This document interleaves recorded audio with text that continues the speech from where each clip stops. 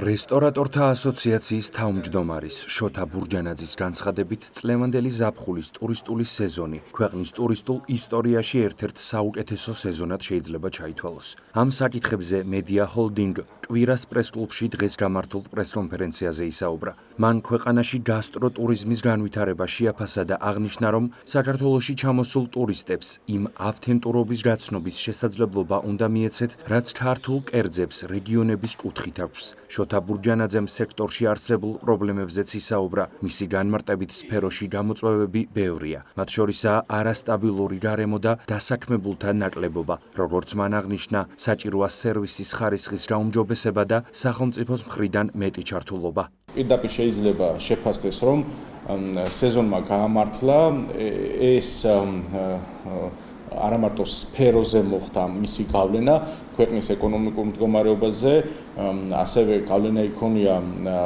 ლარის კურსზეც და შესაბამისად რაოდენობრივად თუ ფისკალურად ერთ სიტყვაში თუ შევაჯამებთ, ერთ-ერთი საუკეთესო სეზონად შეიძლება ჩაითვალოს ქვეყნის ტურისტულ ისტორიაში. გარკვეულწილად ამაზე იმოქმედა, რა თქმა უნდა, გაწეულმა სამუშაოებმა, რაც ტურიზმის მოზიდვის აუცილებლობა არის და ინტერესი, რომელიც არსებობდა და არსებობს ჩვენი ქვეყნის მიმართ. აქ თუ გავაკეთებთ შეფასებას რეგიონის კუთხით და თბილისის კუთხით, ორივე შემთხვევაში შეიძლება ითქვას, რომ წარმატებული სეზონი არის. ტურისტულ ქვეყნებში ყოველთვის არსებობს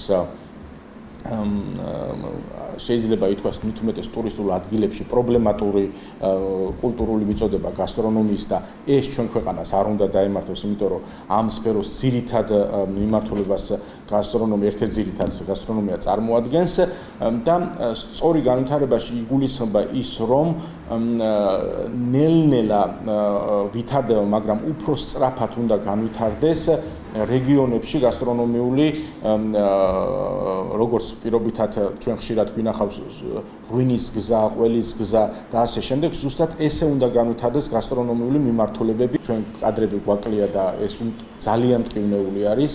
შემდეგ შეიძლება ითქვას, რომ სერვისის ხარისხი, რომელიც სასურველი იქნებოდა დღეს ეს სერვისი სამწუხაროდ ამ სერვისს ვერ აწვდის ჩვენი სფერო ჩამოსულ და ადგილობრივ მომხმარებელს და შესაბამისად ამის გამოსწორების აუცილებლობა არსებობს და სახელმწიფოს მხრიდან აუცილებელი არის კიდევ უფრო მეტი ჩართულობა